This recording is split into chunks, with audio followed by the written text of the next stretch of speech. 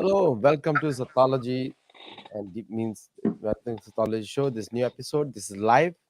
You can ask any questions here with all the panelists, and we will discuss an Indian American perspective on the recently held G20 in India. Now it is G21, and I see a lot of social media videos from Africa and other places, African Americans.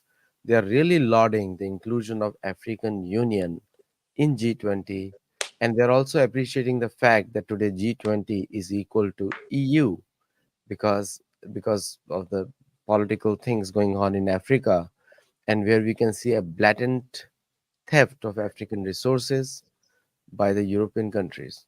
But today we'll discuss all these things in detail with our friends in USA. So let's welcome everyone on the show. Vibhuti Jaji from Jaipur Dialogues, a very prominent media personality in the US, and Sharad Mohanji, an author par excellence in the US. And we are expecting some other people to also join.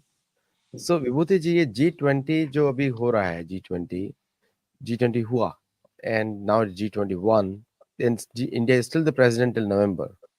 So what do you think is affected? Because I also saw yesterday the State Department said that the ki abhi now is a world order has changed, and again the world order is changing, but again the US expectations ki it should be the US based world order, not the India based world order or any other country based world order.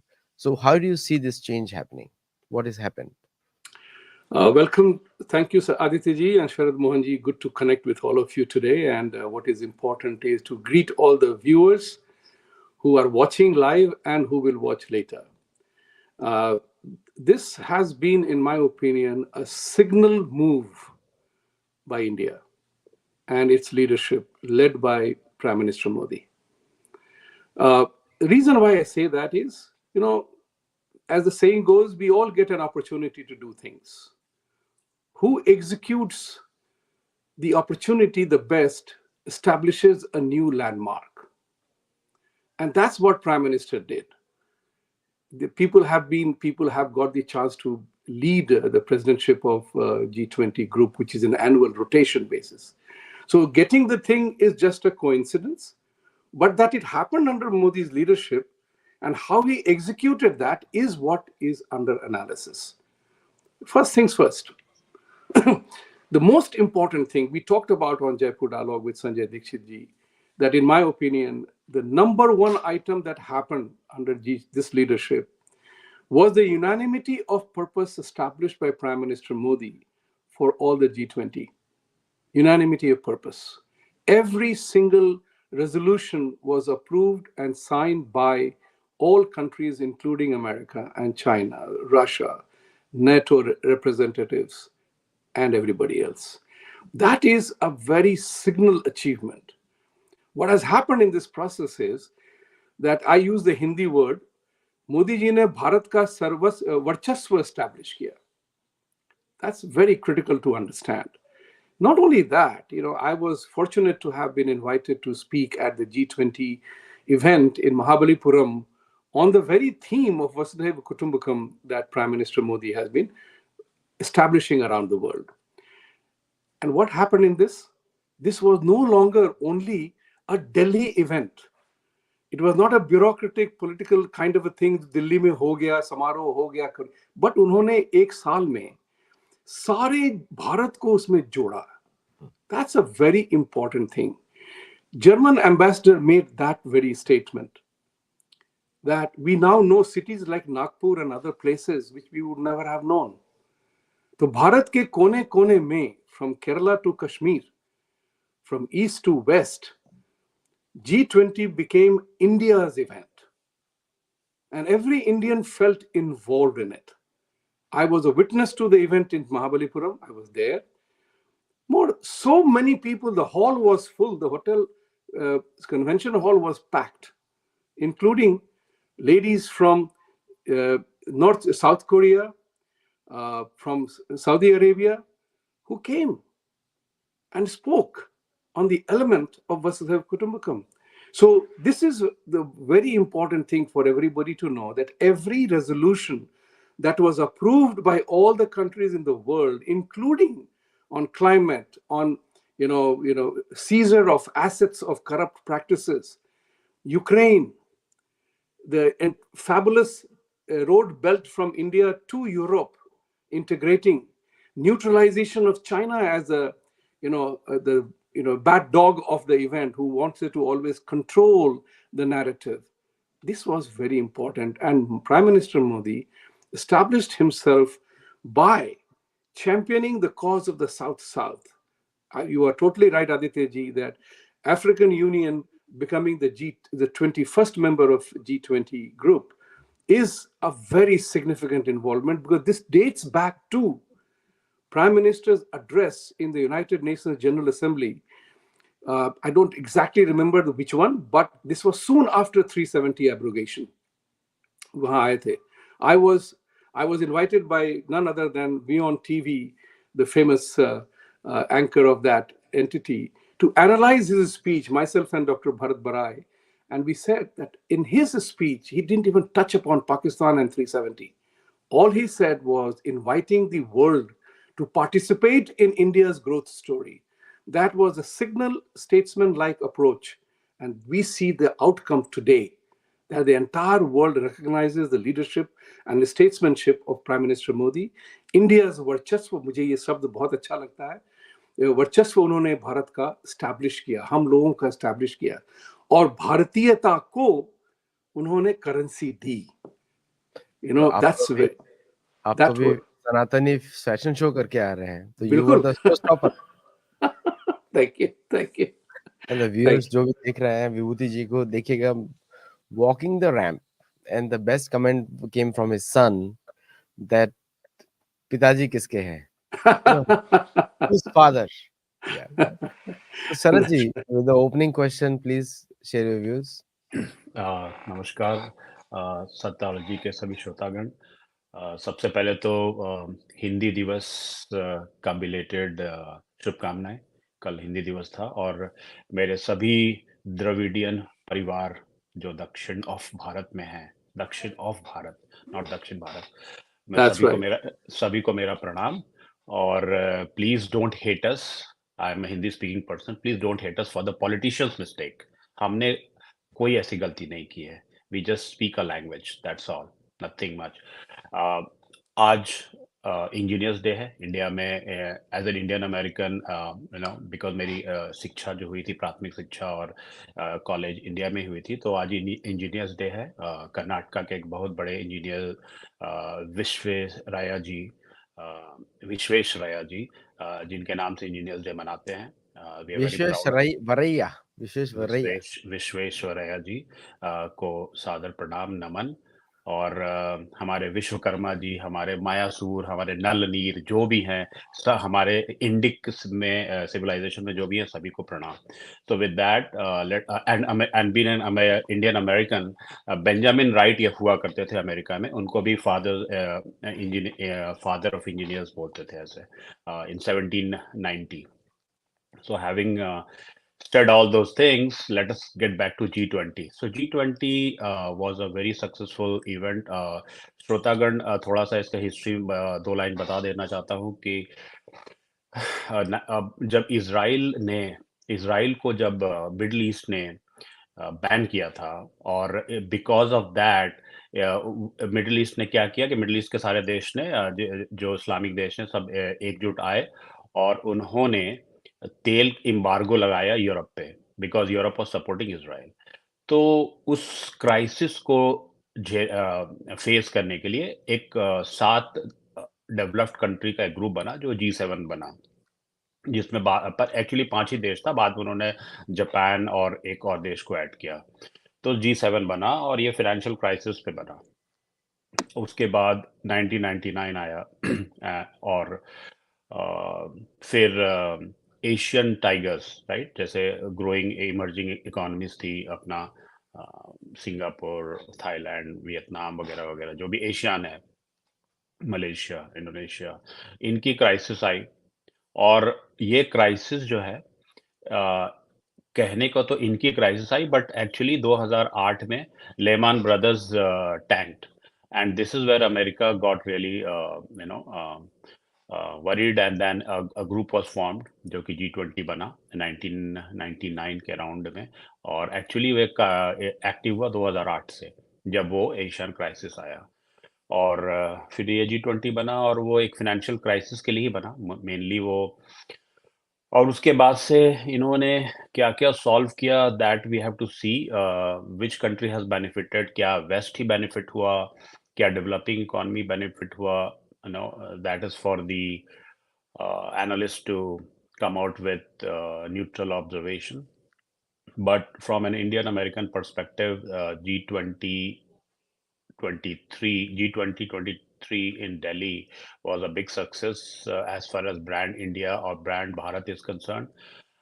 India achieved its leadership role, and also India was instrumental along with America to introduce Africa and go south.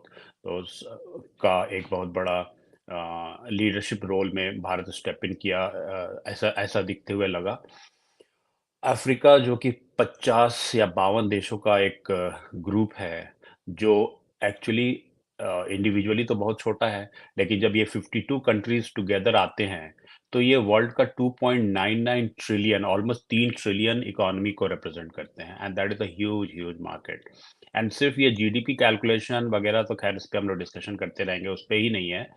They are genuinely rich in mineral resources, genuinely rich in human resources and nature. और ये जो climate का issue है, minerals का extraction का issue है, ये सभी में Africa will play a very very big role in future. और आई थिंक कि ये सब को देखते हुए G20 समिट जो कि दिल्ली में हुआ under the leadership of prime minister Modi was successful in at least breaking road jam, और उन्होंने एक डिक्लेरेशन पे साइन किया। अब नाउ एनालिस्ट कैन से कि declaration was very light, because वहाँ पे वॉर अगेंस्ट यूक्रेन ना बोल के war in Ukraine word use किया गया, which is very good. Diplomacy में ये सब करना पड़ता है, और और it met all its goal. I mean पहला तो था कि इतनी हॉस्टिलिटी बनी हुई थी वर्ल्ड में, वो नहीं हुई। रशियन फॉरेन मिनिस्टर आराम से दिल्ली में रहे, नेवर ही वाज प्रेशराइज्ड। एक छोटा सा माइनर इशू चाइनीज के साथ हुआ, उनके साथ भी नहीं होना चाहिए था, बट उन्होंने अपने ब्रीफकेस में पता नहीं एक जैमर क्यों लेके आ गए, और प्रोटोकॉल का वायलेशन करके, जेनेवा प्रोटोकॉल का वायलेशन करके उन्होंने अलाउ नहीं किया इंडियन सिक्योरिटी फोर्सेस को यूज करके उसको दोबारा स्कैन करने का।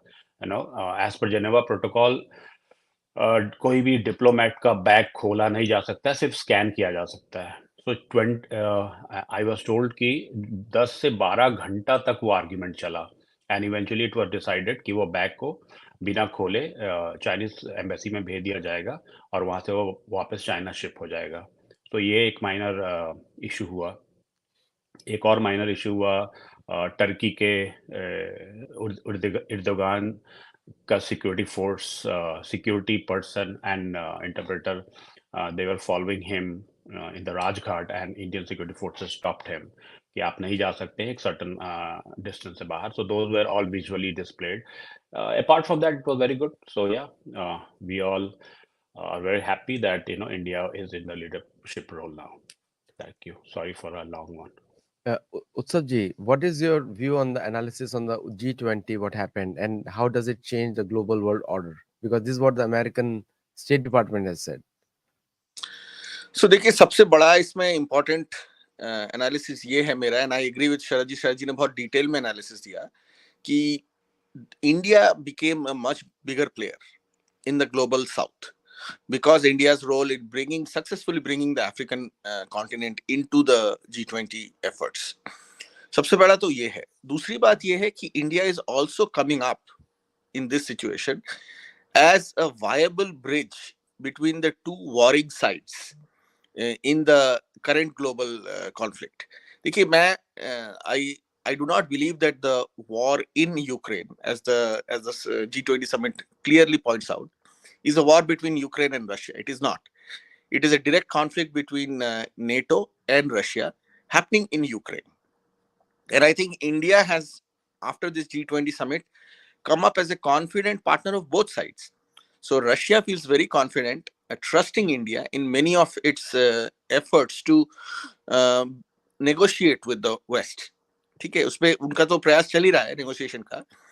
And the West is also getting more and more comfortable with seeing India as a mediator, if not a bridge between the two sides. So this is a very powerful role to play. I mean, if to be honest with you, this under Narendra Modi, the rhetoric of Jawaharlal Nehru is coming true.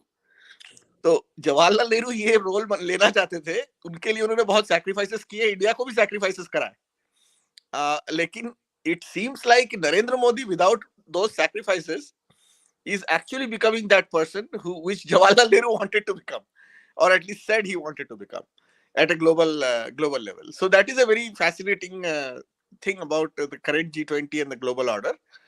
And thirdly, I would say that India itself in America has, in front of America, has gained power. Because it was not because America wanted it to. It was despite America wanting it to. So America ka, after President Trump left, this is something that we need to discuss as Americans sitting here in America. There were efforts made to not to give India the role it is getting right now. Maybe not from the President White House, but certainly from certain factions within the leading current ruling leadership and dispensation. तो उनका प्रयास रहा है India को नीचे करने का, India को डाउनसाइज करने का, but it looks like it hasn't worked. So even America is grudgingly and positively approaching India as somebody that has gained power.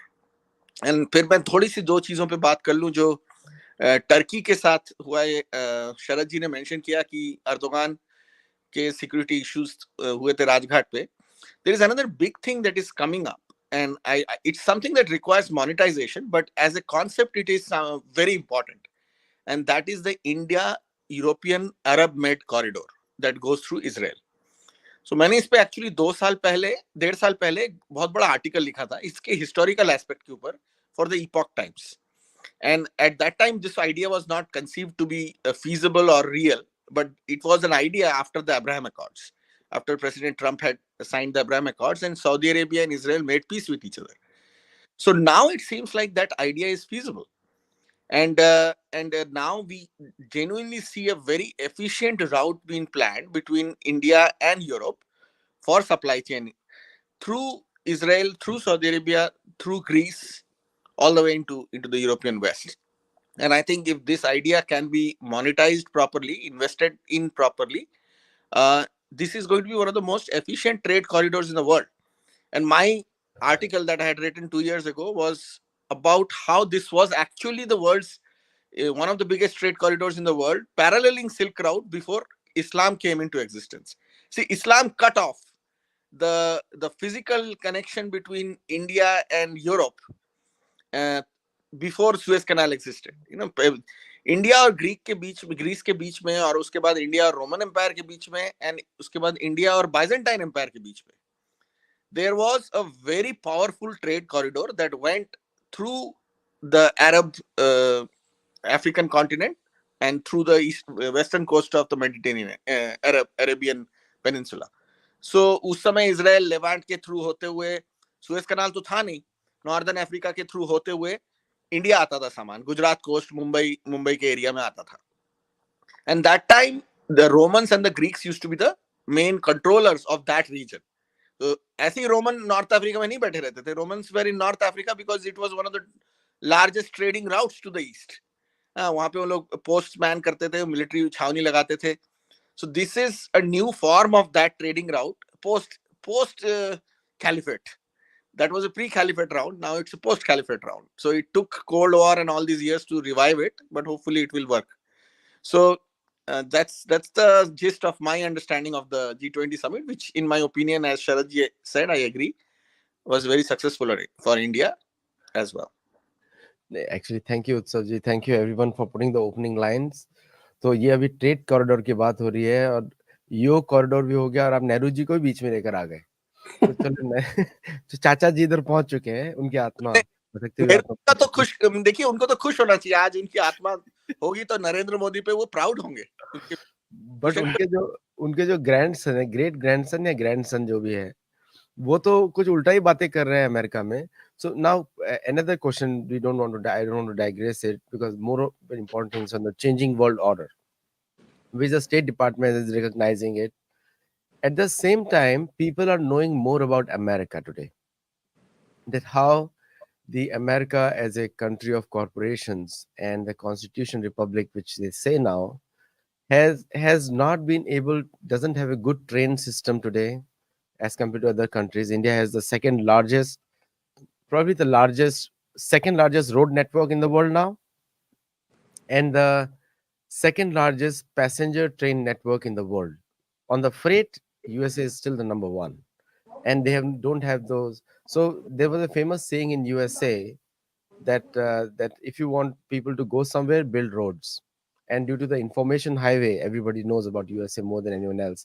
So my question is, Vibhuti ji, starting with you, is that the changing world order, will it affect in changing the mindsets also? Because the Western mindset is, the way they have been programmed is that they have been the greatest gift to the entire world. That's how they have been programmed. Will that change, or do you think there is a less possibility of a change after the successful G21? Excellent questions, Aditya ji. But at this point in time, I will take the liberty of snatching your role and asking you the question. And my inquiry with you would be that Utsav ji and Sharad ji and I expressed our opening statement. What's your take on the G20 completion? Please do share, because we don't want you to be only the questioner. It is our show. Please. Yes, sir.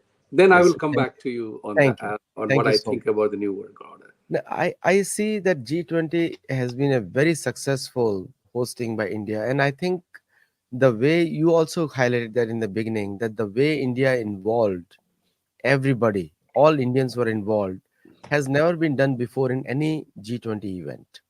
G20 events in Pittsburgh, if you remember, when Manmohan Singh had come, was a very closed affair. And that time, India was officially recognized as an emerging leader of the G20. Now, my, the I'll say both the pros and the cons. The pro was, yes, we were able to. I saw the 37-point declaration which was signed up. The pro was that all the agreements were reached in time. Before the session started, African Union was invited, and I welcome African Union people in this fold because they were left out. And the another one was that the declaration was signed beforehand on the first day itself. The con was that we did not discuss the Ukraine issue. I thought it should have been discussed there, and the Ukraine war should have been condemned actually by for the Western world to supply all the weapons, and the Monroe Doctrine, which was being used, that Ukraine is the first line of defense. I think that should have been condemned, because Ukraine should never be the first line of defense of USA and any other country, because that takes the war to other countries, and which is in this world order, it's not good actually, because we America needs to focus more on the internal economy, fixing the roads, building more facilities for citizens of USA, than to spending 250 or 300 billion dollars. Now it's going to, people are saying it's going to go to up to $1 trillion in a couple of years, when Americans can't afford it. This is what my view is. Thank you very much. I'm glad I asked that question. Otherwise, your thoughts would have been hidden and not known. So we are all a collaborative venture. So that's very important, you as rightly said. But what is significant is that Prime Minister Modi's statement that this is not an era of war True. gathered momentum over there. And to that end, if all the involved parties consented to the statement that was referred to about Ukraine, using the United Nations Charter declaration was very vital.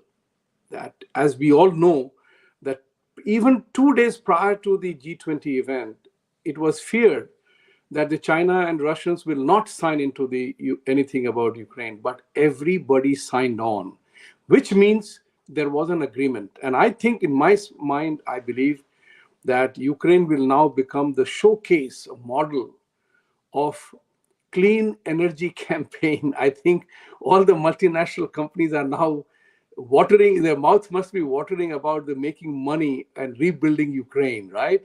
So you will notice a major energy conservation, and all the Ukraine will become the world model for rebuilding there.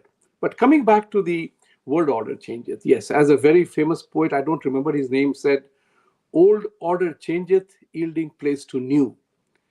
That has got established after this G21. And it is absolutely correct that West somehow, and led by America and NATO and others, who are part of the only military alliance in the world, they had been framing the agenda for the entire world. They were the ones who were framing the agenda. Now that agenda has shifted. It is also very important to bear in mind that this is also a great enabler of all these things is technology. Because now news travels, as I always say, euphemistically speaking, faster than the speed of lightning. So it is very important to bear in mind that we all stand exposed. You no longer read the famous newspapers to gather news anymore. The news travels faster than lightning. It is all over. So American credibility has been hurt. That America is bleeding on account of $33 trillion of debt and the debt-driven obesity. Forget about running. America is unable to walk with $1 trillion of interest payment. So America is no longer commanding the world narrative anymore. Media may collaborate with it. But now what is happening is there are so many alternate media outlets that news becomes known.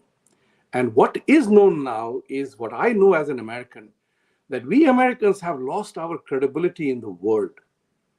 See, what was known earlier that we are doing in the name of American people, we do this for protect and defend democracy, it is now coming out that, hey, America partnered with dictators and killers to protect and defend democracy. That's a joke. We all know that WMD was a hoax. It was pushed down our throat through the United Nations by a clever manipulation of certain agenda. That is known. That America ran away from Afghanistan, the video is still visible. That America has stepped into Ukraine for a very defined purpose is also known. So what is happening right now is people are looking at alternate opportunities where leadership can emerge. What has happened is the global south. Look at Asia, for example. The moment China drew its own map, imagine how many new maps have come up to show what actually China is. And in addition to India, Vietnam, Malaysia, Indonesia, they all said that we are not accepting that map. Think about it.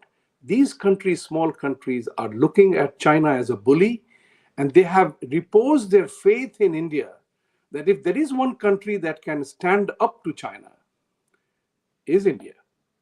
In that region, even America realizes that. So the American point of view now is that we can't handle China without the help of India.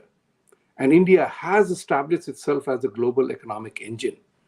So these are the factors, as the saying goes, for establishing a completely new world order, which will not be driven by Western agendas. But remember one thing, I said this yesterday in my little conversation I had with someone, is that I hope somewhere along the line, Chinese, if I have got the idea, I'm sure many more people are thinking about it. If Chinese President Xi had any sense to recognize a very beautiful reality that India and China, with 2.6 billion people or so, they are the largest market for everything that the world manufactures.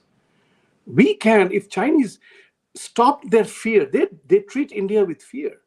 If they stop dealing with India without fear and embraced India as a partner, Asia can become the new engine of growth. I remember in Yale University, Thomas Friedman, of all people, made a very profound statement several years ago. Even Ramchandra Guha was there, who was doing whatever he was doing. But Tom Friedman said that the reason why China fears India is that it's a regardless of chaotic and whatever, it's a very powerful democracy, and it survives.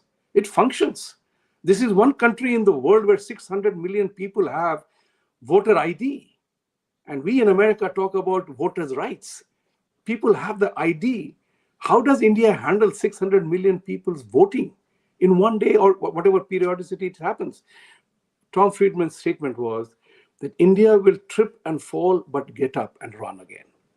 China is running at such speed with a very, very anti democratic tool that once it hits a bump, it doesn't know where it will fly off. Today's economic story, we all know the extent to which China's news are suppressed. Everybody now knows what is happening in China, thanks to satellite and human int, whatever exists. So, new world order is getting established. Prime Minister Modi has led that as a statesman, making truly inclusive institution. And you will see in this process that United Nations is getting sidelined. United Nations is a monopoly of NATO and a couple of others, and that agenda is shifting now very clearly. Thank you. Amazing points. And viewers who are watching it, do like, share, subscribe, and then we have Jaipur Dialogues here. We have Hindu Action Group, and you have Sharad Mohanji. So, Sharad Mohanji, what is your view on this one? This question which I asked. So, in my opening remark, I was very positive about G20. अभी थोड़ा सा मैं reality check करता हूँ for audience so that a different perspective will come. So what I think is this may be the last G20, and India will live with that in the leadership role. It's anyway, it will be G21 next year. So it's no more a G20. This happened to G7 also. They had added Russia as one country, and it became G8 for one term or two term, and then it went back again to G7 when Russia invaded Crimea. So G20 is no more. It's G21 because of African Union being added. The challenges which I see is three, right?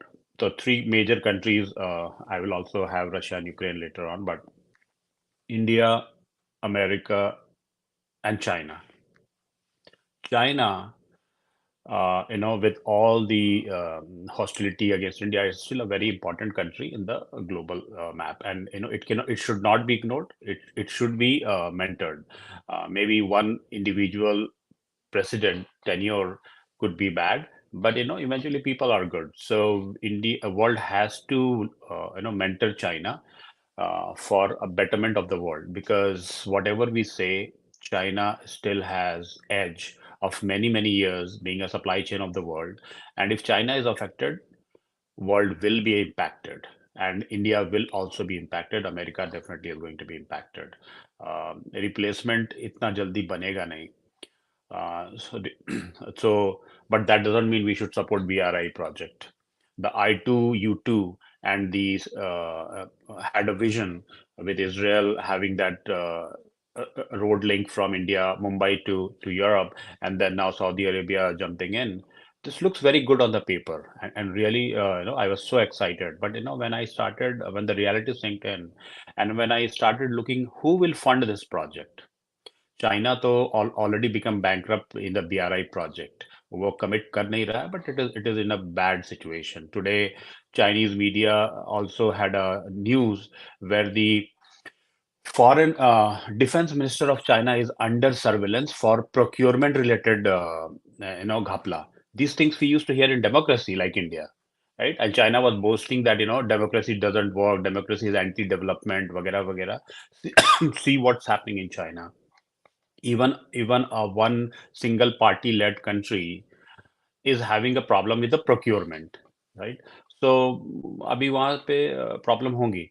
The real estate, which was one of their biggest company, has tanked, right? So two major indicators, right? And then we had 3 years of post-COVID bad economy, and America is in recession. Americans are not accepting it. I am going to share one data which I read on the Chinese media, and Vibhuti ji can validate. In 2024, next year, America's treasury debt of $7.9 trillion, almost $8 trillion. आप कह रहे हैं कि $33 trillion जो total date है और एक trillion dollar उसका इंटरेस्ट पे करना पड़ता है. नेक्स्ट ईयर $8 trillion अमेरिका का मैच्योर हो रहा है, तो उसको देना है चाइना को या जापान को, या I think Japan China both have around 1 trillion और 2 trillion ट्रेजरी डेट. इतना बड़ा डेट का पेमेंट का टाइम आ गया है. क्या वो डिफॉल्ट होगा अमेरिका, जो 3 सालों से ऑलमोस्ट जब से बाइडन आया है इट्स रिसेशन में है. It's going to really impact, and this is where G20 जैसे type formation where economics of the world is resolved, has more say. But unfortunately, because of Western way of seeing the person of color countries in a different way, they will not budge, and this is where the BRICS, the SCO type of formation will come into the play. So India has to choose very smartly. It cannot be taking side of anyone. Eventually, if India benefits, it benefits the world because it has a huge population base. Uh, so I'm seeing very tough 2024 from financial perspective. And Aditya ji, you already are talking about de-dollarization and all those things. It is actually going to be a big problem next year. So G20 ka relevance will be more next year, but I'm not sure G20 will be there in this form. So I have hope and also a question. With that, I will pass it to Utsav ji. No, it's very clear that the India improved the standing of G20 in the world. It was not very well known. It was because of India. G20 is now considered being important. Utsavji, please continue. I'm more bullish about G20 from the simple fact that G7 is going to be in a much worse No, situation. the question was the changing world order. How the West is scared and how India is going to impact that. Yeah. Correct. So the changing world order is happening. There is no rolling back of that. It is going to go through many more conflicts and many more economic upheavals. And I agree with Sharadji on that aspect. I agree that there is going to be a much harder economic reality for America in the next year. I think the war in Ukraine and the money that is flowing back to America through Ukraine is what is still keeping America on paper going, because it's just money flowing back to America, billions of printed money flowing back, but it's going to be unsustainable eventually. The G21, I believe, will be more important in the coming years from the simple fact that G7 will start collapsing. See, the G7 has become completely irrelevant at this point, and eventually it will become even more irrelevant because the countries that are in G7 are not the leading 7 countries of the world in terms of their ability to influence anything in the future. So G21 will automatically gain more power in that. I think that BRICS will also gain power. This is another because in the Western media, and to some extent it's true at this point also, BRICS and G21 are pitted against each other. So in this new changing world order, G21 and BRICS will both gain more relevance from a world order where India has a much bigger role. But also India needs to be very careful in terms of its own internal issues, because India is a country that is very prone to upheavals of its own internally, and that can affect its economic engine very much. So Indians have to make sure that they stay the course, and I think that would be a ringing endorsement of Prime Minister Modi as well, but not zoom away from their current course, because that can be dangerous for India. But coming back to the changing world order, I think in the couple of years that are we going to see, India is going to make a bigger play. China will continue to grow. I disagree with the fact that China is unstable and will falter at any point. China will continue to maintain its domination. It will go through its own hiccups, but it will also continue to maintain its domination. The Western countries will lose economic power, and by that, by extension, they will also lose military power and geopolitical outreach. You can see in Africa, there is a series of coups that have happened, and those have literally displaced all the Francophone countries France from all those francophone countries, and it is going to continue to happen. So Africa will free itself from the Western influence much more faster. I do not think I disagree with Vibhuti ji on the part of Ukraine becoming the next renewable energy and energy revolution melting pot in that way. I think the Ukrainian conflict will continue for a while, and because of that, Ukraine will become a rump state. There is going to be lesser and lesser Western influence. I can even feel that at some point there might be a coup in Ukraine, where there will be an uprising, and the current dispensation could be thrown out of power.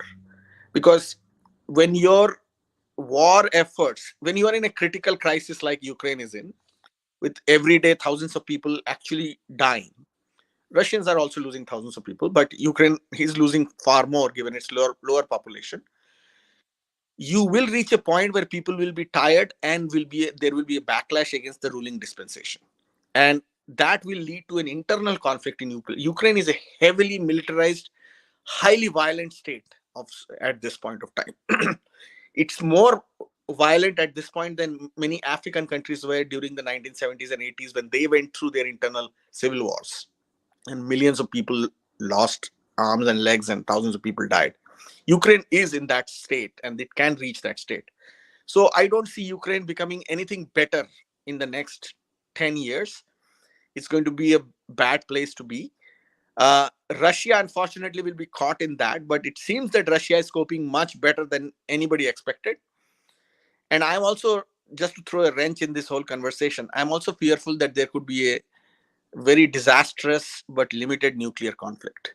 I feel that at the rate in which the Western NATO alliance is escalating, and given the political blinkers that many of our policymakers in the West carry at this point, the current generation, unfortunately, is very is cavalier about nuclear conflict.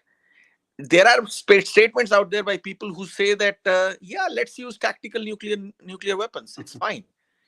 So that's a very dangerous place to be, and I think there is a very high risk of a limited nuclear conflict, which would be disastrous for humanity. Absolute disaster for humanity. I'll leave it at that. I sound a little too pessimistic.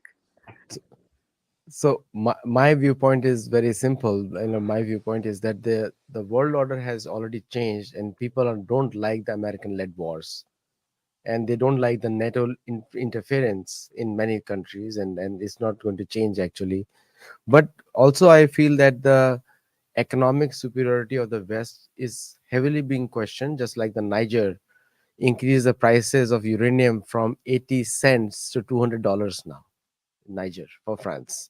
So, which is like a condition of blackouts in France very shortly. My next question is the American media coverage. The Western media coverage has been so shallow, all about Ukraine, all about the conflict, and which had no say on the agenda of the G20, which Indian diplomats very smartly worked. So, Vibhuti ji, what do you think about the American media response? No coverage in any national media. The whole coverage in the national media was Republican versus Democrats, and not a single Indian face in any of no Indian viewpoint in anywhere, other than Fareed Zakaria, and Fareed Zakaria is not Indian viewpoint any longer. What do you see, Vibhuti ji? You asked the question and you gave the answer.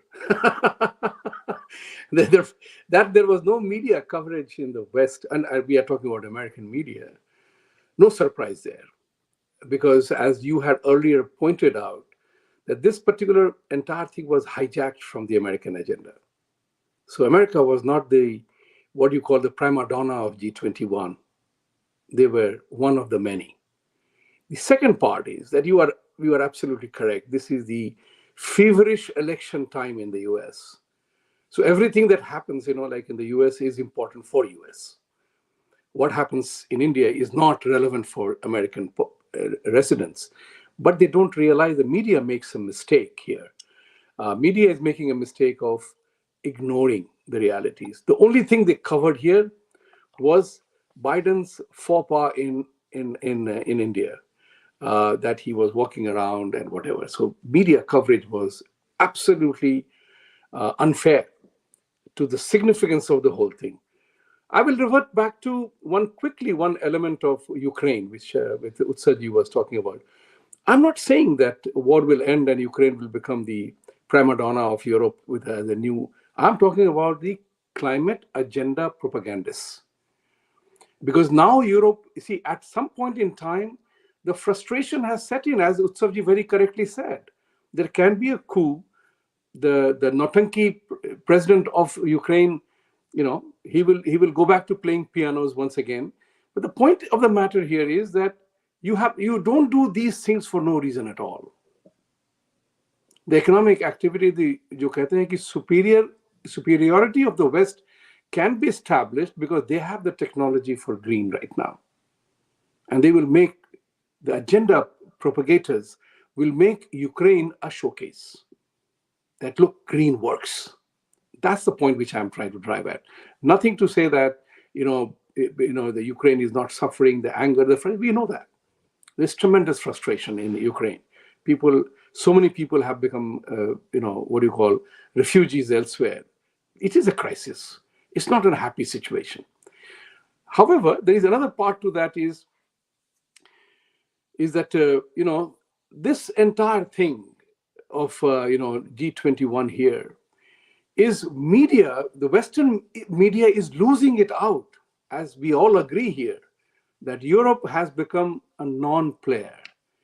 Europe thrived on the raw material capturing from all over Africa, and Africans are rising up thanks to the fact that they are now G21, their 21st member.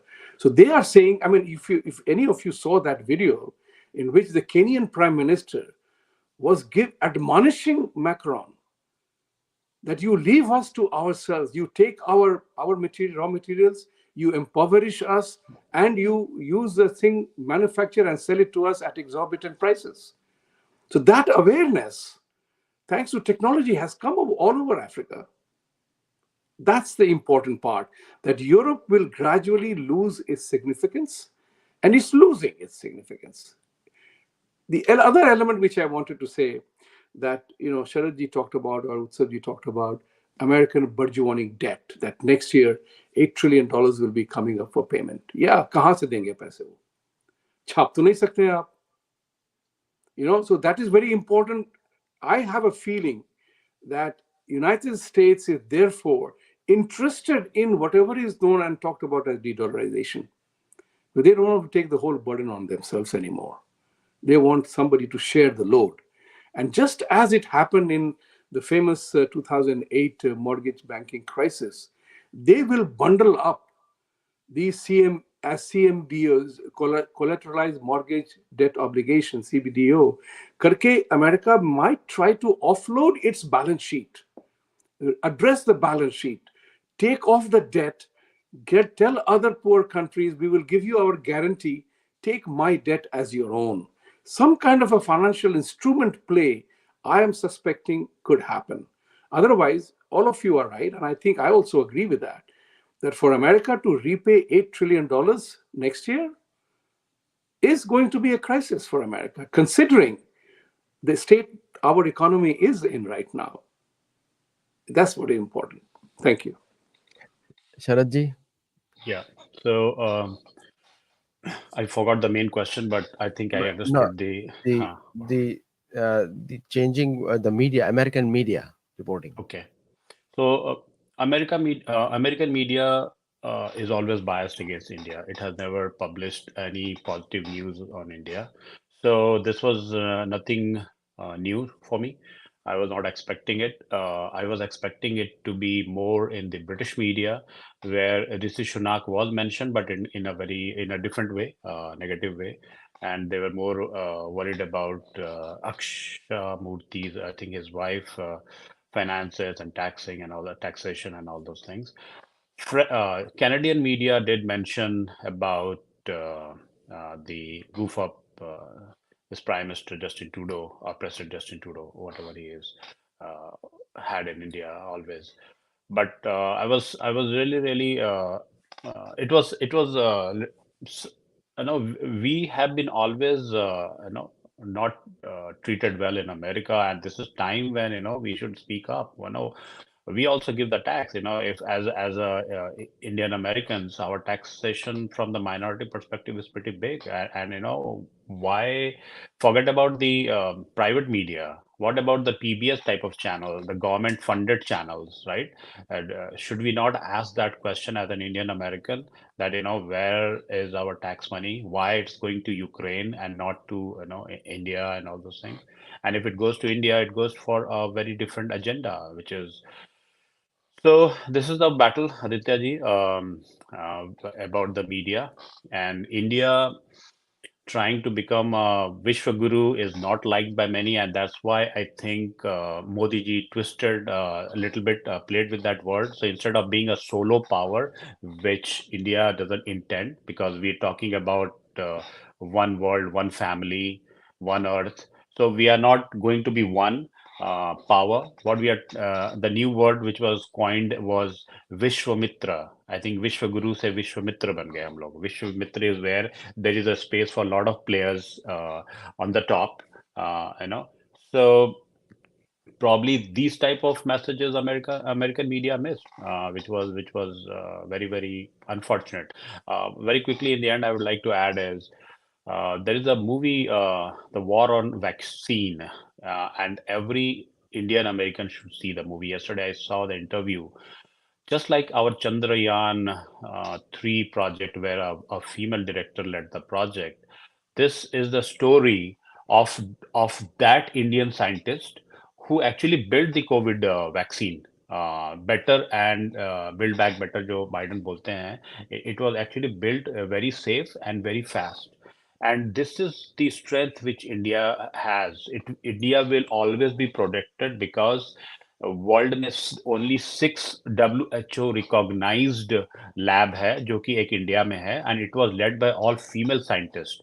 And this movie is talking about that. It's not talking about the entrepreneur. Entrepreneur का भी Bharat lab और जो भी है उनका भी role रहा है, but the ladies who actually did this bioscience coding of this drug, which helped 140 crore people. This is the strength which will save India, and also save the African countries who cannot afford Western drugs. So, एक तरह से positivity है. No, we will be definitely be saved, and last, this nuclear attack जो बात हो रहा था.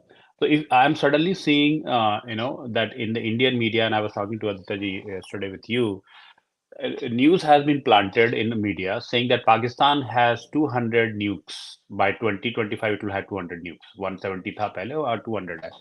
From nowhere this news has been planted, and seeing the Oppenheimer movie जो बहुत लोग देखे हैं, when America was making this atomic bomb, it started with the Jews के against. So not Jews, Germany के against, right? That was the reason, that was the vision statement to control the German Hitler. They started with this project, and eventually bomb फटा कहाँ? एक Asian country Japan के ऊपर.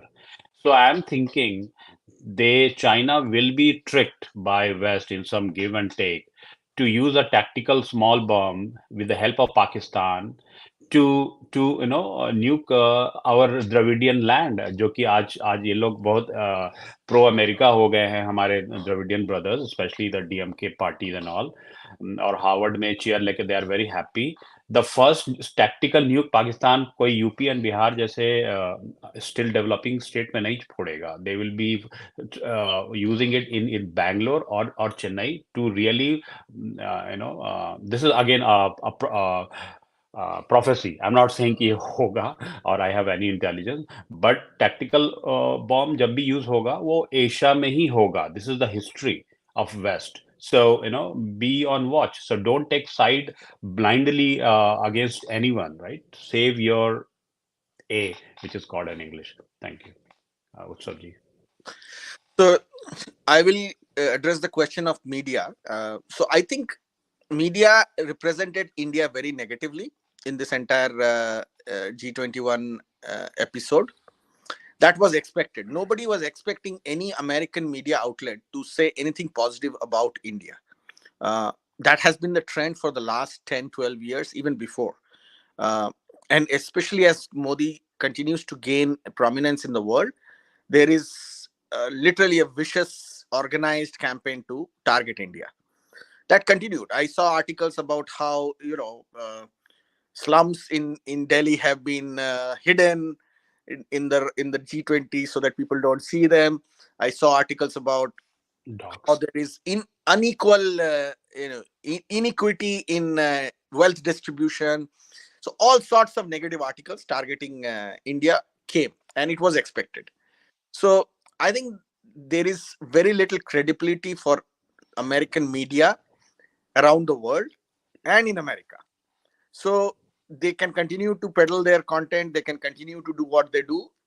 There are lesser and lesser people out there who believe them, both inside and outside America. And it is basically a paid advertisement at this point of time for most mainstream American media outlets. I rarely see anybody quoting CNN anymore. I mean, when somebody quotes CNN now, people just joke about it. Hey, you are quoting CNN, and that's inside America. So I think the media representation of India was very bad, but it was expected. It was surpassed by the social media presentation on India, which came up pretty well. I saw video clips of uh, both Italian, Western European leaders being presented positively in Western countries vis-a-vis Narendra Modi. I saw Lavrov being presented very positively globally vis-a-vis Narendra Modi and the Indian leadership. So all in all, it was a pretty solid presentation, and in terms of being pro-India in the social media context. Uh, Now, just to address some of the things about American media in America, I think we are moving into a post-media world where uh, you know just the individual access to news is so powerful and strong now through multiple non-centralized sources that media is going to eventually become irrelevant. Uh, I mean, at this point, just myself, I don't follow any media outlet to know about what's happening in the world anymore. I literally wake up every day and look at media headlines about Ukraine, and I laugh to myself, like, how far can you be from truth? That was not the case when the Iraq war happened. That was not the case when many other wars around the world happened. People used to believe that. So I believe that at this point, media is irrelevant. Uh, People are just going around surpassing and bypassing media at this point. Back to you. Aditya, Uh, what is your view? Yeah, we would like to hear your perspective. Good one. yeah, Indian media is, and American media has been always biased against minorities. Always, the maximum they cover is African Americans, and that too only when the issues arises. But you hardly see an Indian media personality which really represents Indian Americans in the U.S.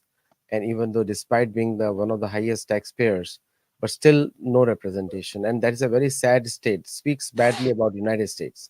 That Fox News and CNN and all these main channels and funded by the I don't know who funds them, but they and these anchors are filthy rich. Like their incomes are like $100 million a year, $200 Yeah. million a year, very rich, $35 million a year, and there is no representation, and that's a very speaks very badly about United States in the world when USA wants to be human rights champion and the minorities are not represented properly. So that is a state there. I we can go on and on, but it's a Friday morning for everybody in the US, and I think everyone has to go do something. I want to just take one question from the audience, which was asked earlier, that the investments, like what about the investment? Where should people invest?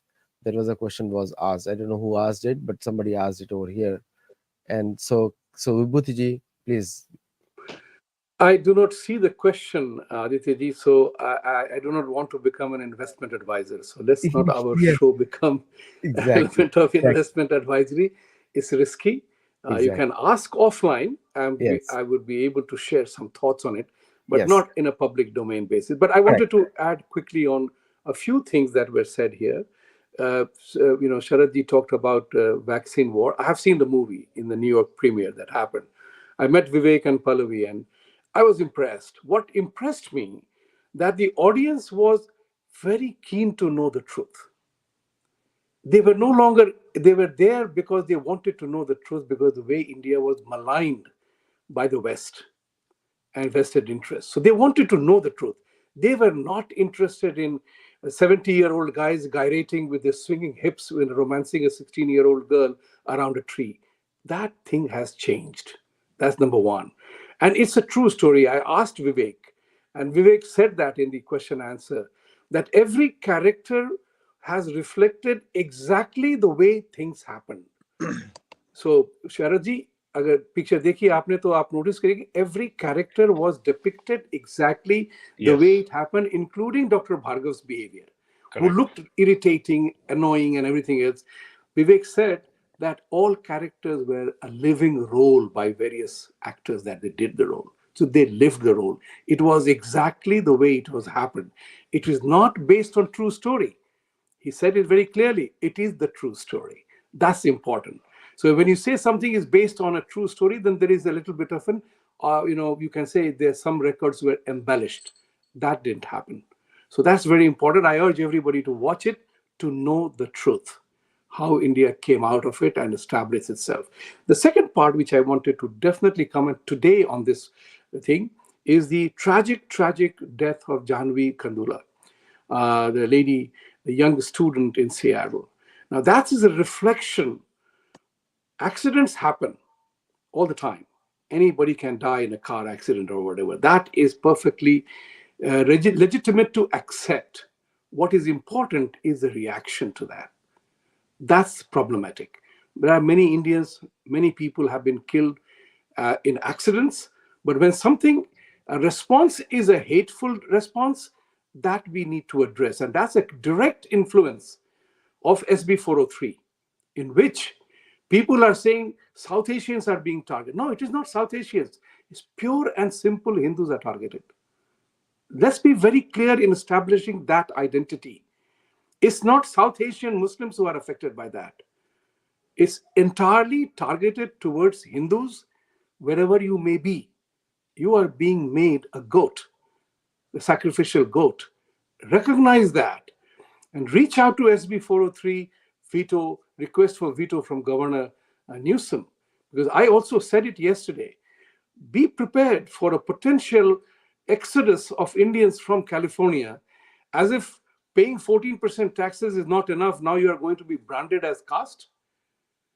That's the identity being hit.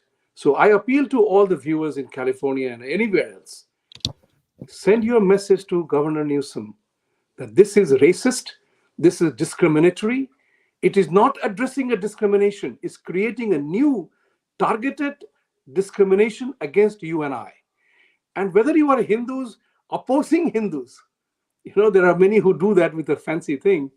Be aware, you are also the target of this. Yeah. So don't live in an ivory tower and a fool's paradise. Ki hame kuch nahi hoga. Thank you very much. I wish all the viewers a great weekend, and we'll talk again. Thank you. Thank you. I just wanted to make a quick note and a breaking prediction here. Hindu Action will be targeted soon by Washington Post.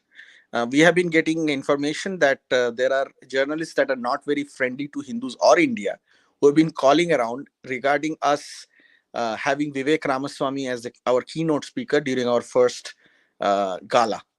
So, आप ईश्वर से बोलिए कि हम पे ज्यादा चोट ना लगे. There is going to be a Washington Post article on us very soon. I hope. No, I want to add that, because we are, people are talking about media. Yes, mainstream media is going to collapse. People are going to rely upon media institutions like you and I, who are doing something, because we are providing an alternate media source. And Utsavji, I'm not at all surprised. I was wondering, when will you be considered important enough to be attacked? I'm glad. But we will win it. Let me put it this way. Because now news travels faster than the speed of lightning. And I would urge all the viewers, please support us. We are doing things on our own volition, without any vested interest, whether it's Sattology or Utsavji in Hindu Action, Sharadji or myself in Jaipur Dialogue. We are target of attack. We have been. I have been. So I can tell you that. So let's buckle up. Let's gather support. And I urge all the viewers Support us, whether it's a penny or a dollar. Every penny counts. Thank you. Thank you, Utsavji. Aditya ji 1 minute. हाँ, तो विभूति जी, आपने नाम बताया था और the war, vaccine war में क्या नाम बताया था? Doctor Bhargav. Dr. Bhargav, yes. Dr. Bhargav. Who is the chief guy? Doctor Bhargava is a Hindu जिन्होंने 140 करोड़ इंडियंस और entire African continent and other countries के लिए वैक्सीन बनाया और लाइफ बचाया। So Utsav ji, we have to sell this कि वो एंड डॉक्टर भार्गव का कल मैं इंटरव्यू देख रहा था, एंड एक सज्जन जो अभी आदित्य जी से प्रश्न पूछे कि इन्वेस्टमेंट कहाँ किया जाए, तो we are not advisor for investment, but doctor Bhargav का स्टेटमेंट मैं आपको सुनाता हूँ। जिस आदमी ने लगभग 300 करोड़ लोगों को या 200 करोड़ लोगों को बचाया वैक्सीन से, उन्होंने कल स्टेटमेंट दिया है कल टीवी पे कि India is going to be the next India, ये शताब्दी भारत का है। उन्होंने कल स्टेटमेंट दिया है। सो इन्वेस्टर्स के लिए ये स्टेटमेंट आप एनालाइज खुद कीजिए कि आप कहाँ इन्वेस्ट करना चाहते हैं। With that, thank you very much. And Aditya ji भी सनातन पे काफी काम कर रहे हैं, तो आप इनको सपोर्ट करें, सत्तोलॉजी को सपोर्ट करें और सभी को सपोर्ट करें। Thank you. But I will add here one thing. But Bhargav ji said yesterday, 1 साल पहले या 1.5 साल पहले संजय दीक्षित जी के साथ जब हम लोग बातचीत कर रहे थे, तो I had made this statement that this era, this century belongs to Sanatan, to India. It's for us to take the battle forward, the baton forward, and we have to do that. Thank you, Sharad ji, for pointing that out. So thank you. Sattology works, produces, we do courses in universities, colleges, schools. We are in more than 500 campuses. We are teaching Sanatan Dharma, Ramayana, Mahabharata, Bhagavad Gita, and Bhagavad Puran. So if you are interested in your school, you can let us know in USA. Also, it's getting launched in India also, so you can join there. Today we have time is less, a working day, and so we all have to go. And I have a 10 times people like my kids are calling, they have to go to some testing or something, and I have to go. So thank you all very much for joining the show. And so this is how we work. So despite our busy schedule, we all come on the shows and to share. And we are doing our own contribution, and all four of us are busy. We have kids, we have jobs, we have all kinds of things we do. So thank you all for joining, and thank you for watching Sattology. Do like, share, subscribe. Let us know your feedback, and we'll see you in our next show. Till then, Namaste, Jai Hind, and Jai America, and also Jai Jagannath, which is most important. Namaste. Thank you. Thank you.